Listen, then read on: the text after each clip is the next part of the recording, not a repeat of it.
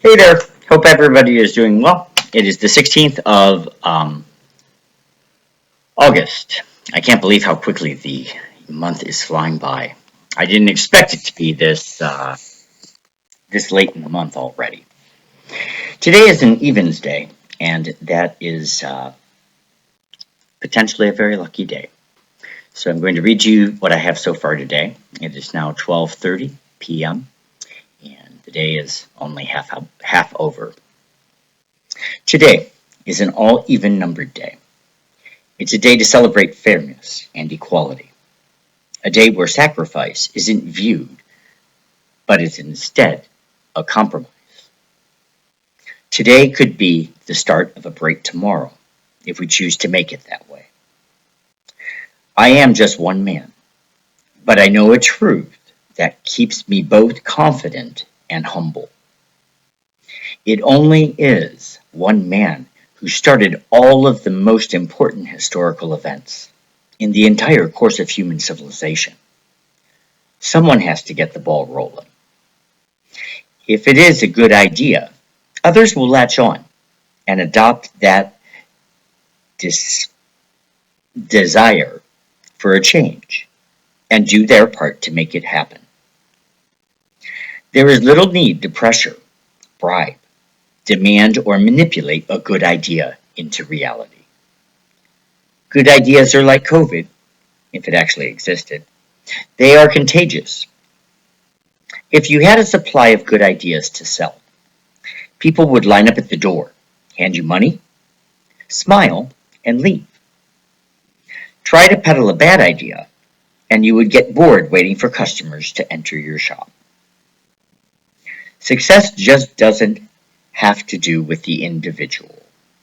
The individual must have good ideas to make success happen. For example, if you live in the richest zip code in any given town, it doesn't mean you are a professional success. People love to judge a book by its cover, but many miss out on a good story told to them by others if they say it's a pretty good cover. A lot of prejudice and discrimination comes from an unwillingness to read the story. It's like trying new food. If you say you don't like something, you'll never eat anything new. You have to stop yourself sometimes and test the boundaries of your comfort zone. You don't have to completely change your whole outfit if the weather is different than you expected. Maybe all you need is a sweater or jacket, and you can quickly grab it if you're running late. I put two bits of knowledge together in the wee hours of this morning. Something I know and something I'm not sure of, but have reason to believe I am right, fit together like 2 plus 2. I know that plants communicate to one another. They also interact and respond to human touch and sound. Plants are healthier and faster growing if humans pay attention to them. With this knowledge, I thought of a current problem we are having with this technology. The concern is over it emitting light. We don't know why the species emits different colors, except to blend in. That is just a simple answer. These outer culture guests traveled to us, therefore, their intelligence is greater than a chameleon automated response that is involuntary. We may be fascinated with something it can do that we can't. I feel there is a greater purpose to their visit. There is also a message and a lesson to be learned. These things were never expressed in any of the encounters with outer culture guests since Roswell involving the Air Force. An exchange of information was ditched in favor of an aggressive and defensive pose, which likely destroyed trust and a belief in commonality. Because this technology uses plants to exist in, and they are familiar with its, quote, wiring of the plant world, I came up with an idea that might facilitate in translating a conversation. We don't know Leides, but we do know that a community of plants communicates subterraneously through the soil with waves of energy from the brain or root system. They have a distress signal that nearby plants hear and respond to if there is injury or disease to one of the members of the community. They also share nutrients and allow each other room to grow. If we know the language of plants, might it be possible to communicate in a common language the outer culture guests are able to express as in a form of light waves? We can't expect them to speak to us in a voice if they are unable to communicate that way. It makes sense for the government to develop a language for each of our 5 sensory perceptions so that we are able to connect with the universe, because there are other ways to communicate than simply with your mouth. That's all I got so far. Hope you're enjoying your day. I'm frustrated today, just not getting forward momentum. I'm in the middle of writing an email to the Ohio Department of Homeland Security to discuss the imposter Secret Service that is currently being looked into by the Department of Inspector General, which is the new Internal Affairs Bureau of the Police Department.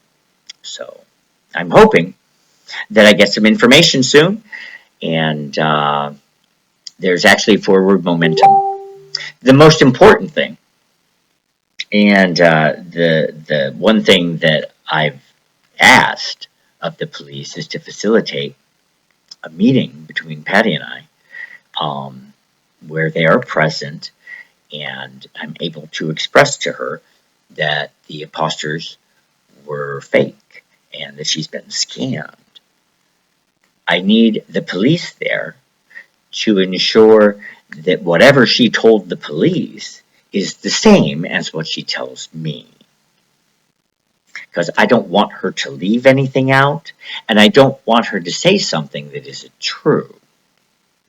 This is very serious, because my future is at risk. This man intentionally came into my life to sabotage it. And I don't take too kindly to somebody doing something like that. I don't know where he came from, but I do know his license plate. It's HLL9533. And I do know that he is familiar with both Patty and Arvid because of the fact that he is renovating Arvid's home this spring and early summer.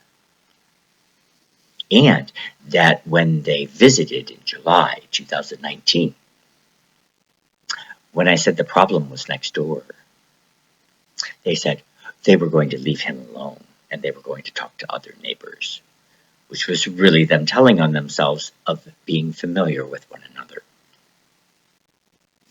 These are all things that are true.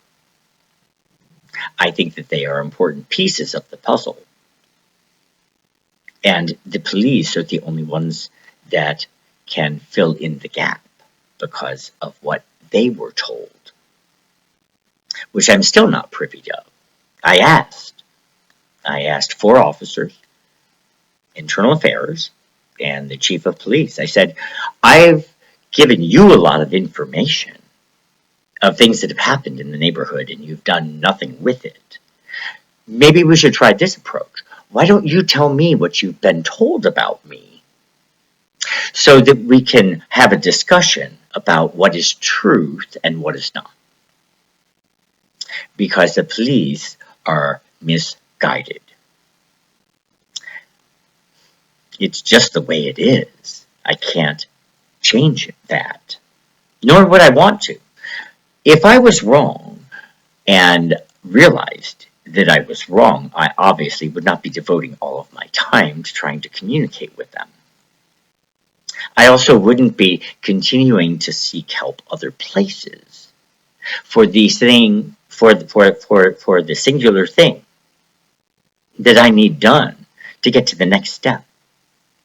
Because once I learn what happened and what was told, I think it will facilitate me being able to go to Ohio State and approach them with some facts that would make them reverse their diagnosis based on the facts. Right now, my freedom of health has been removed, and I do not have the authority to make my own health decisions. That's ridiculous, especially when there's not a problem and it's been a misdiagnosis. All my friends call my behaviors indicative of a mental illness or that I'm paranoid.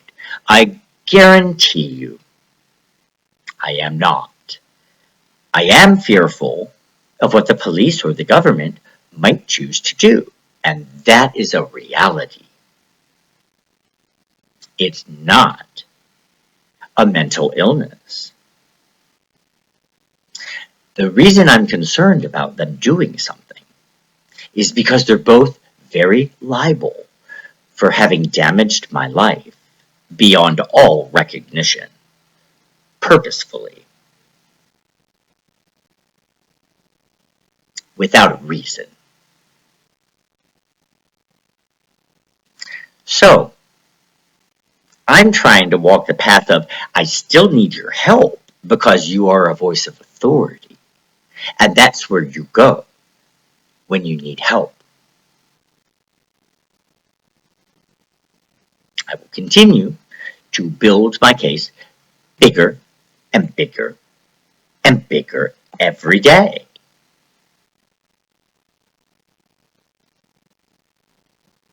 I hope that communication, as opposed to silence and violence, which is the only thing the executive branch has delivered so far, will end up being the result.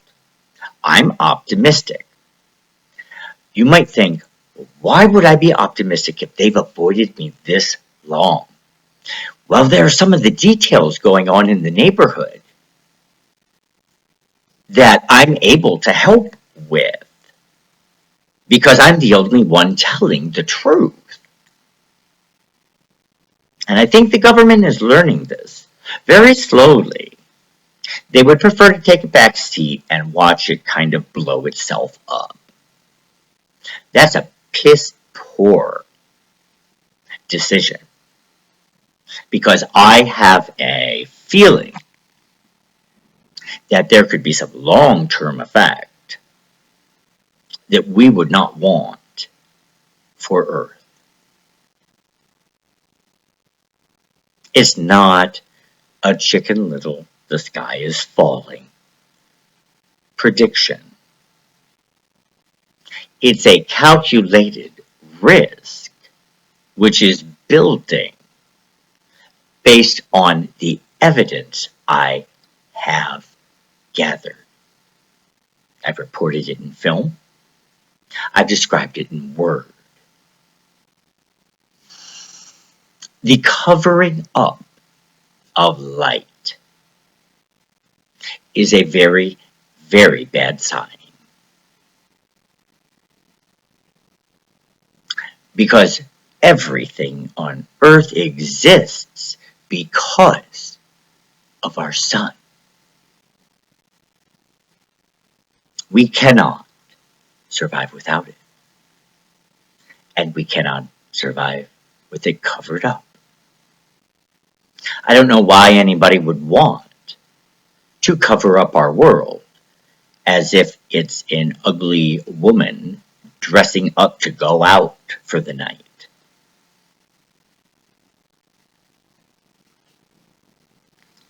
Our world is beautiful as is. So as I continue to defend God's creation, us as 100% human, without outside interference, changing who we are, or what we think, or how we feel, I'm continuing the same mission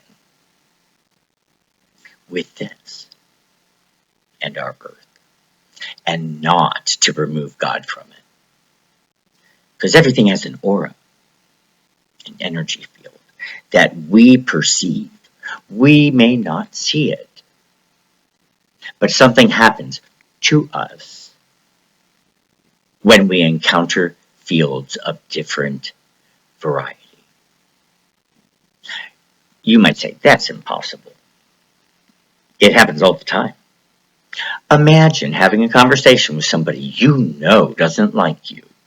Can you tell without that being expressed in words?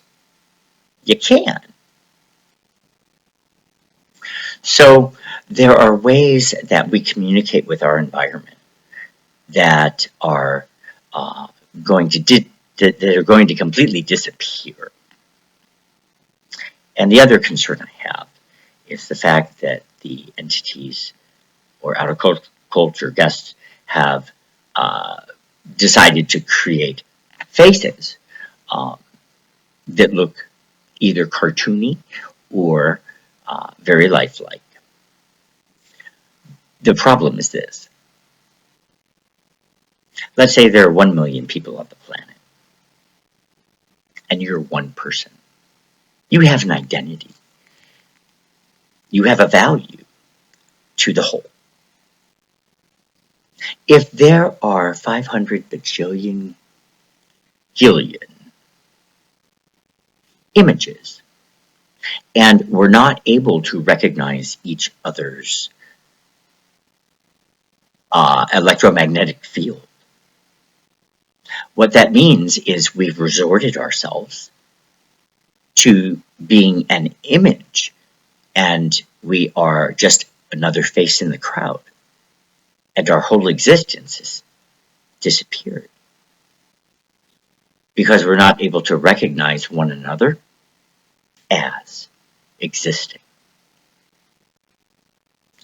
The presence of this in our environment changes our perception. It also changes our value to the whole. And it diminishes our existence completely with each other, further isolating us. Because if you look out and see all the faces, what is the likelihood that you are going to speak and say hi to them?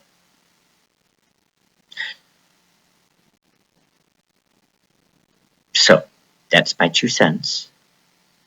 I do hope that help comes soon.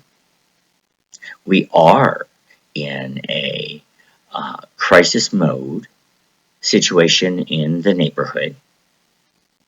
My friends so far have chosen to not engage and not help, which is extremely depressing and disappointing.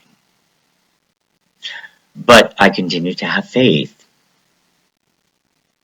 that something beneficial will happen. So if you know me, and those of you who know me, I need your help getting a consultation with a lawyer that you refer to me. Because cold calling is not working because of my diagnosis. They see or hear schizophrenia, which is 1% of the world population.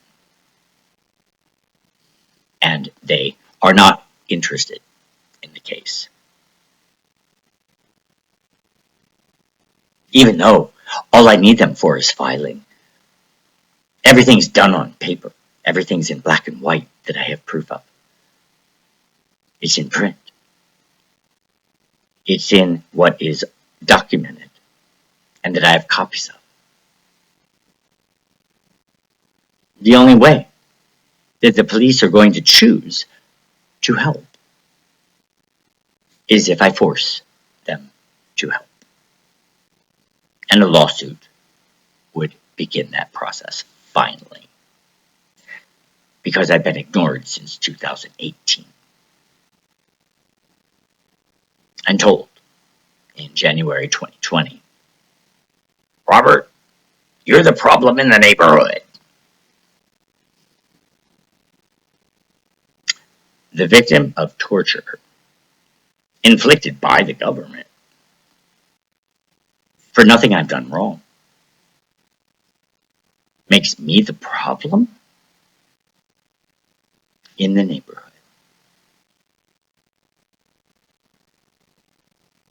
Then in June, just 2 months ago,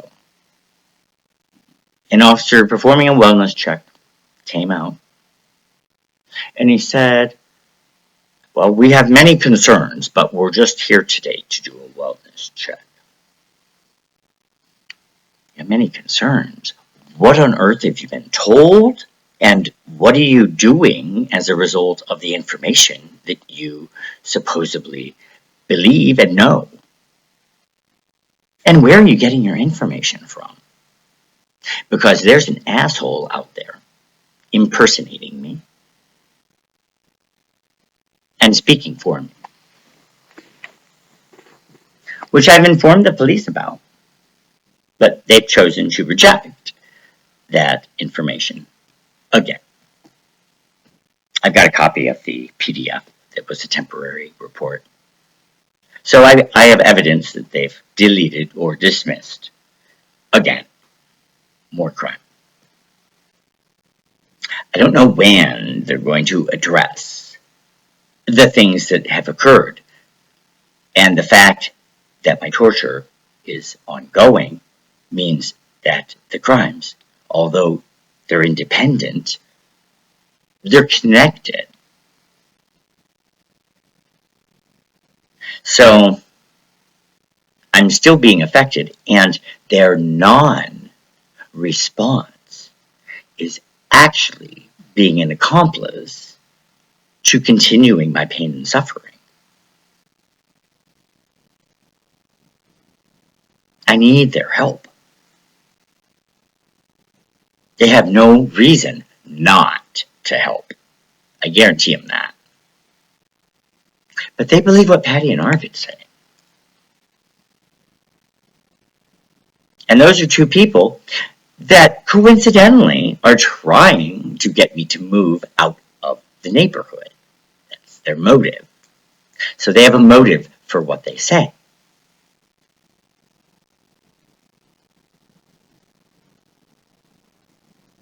And I wait. So it's now 1 p.m.